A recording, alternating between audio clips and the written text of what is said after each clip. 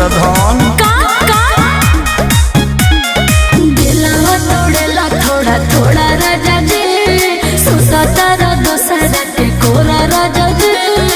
हे हरे राम कृष्ण जगन्नाथम प्रेमानंद क्या दिलवा तोड़ेला थोड़ा थोड़ा राजा जी सुसतर दोसरा के कोरा राजा जी। झूठ बात है हो जाने हो बारी के सोलोइया से हो सोलोइया से। अब सही करबो का सॉरी सॉरी सोना सॉरी सॉरी सोना काहे खिसियालू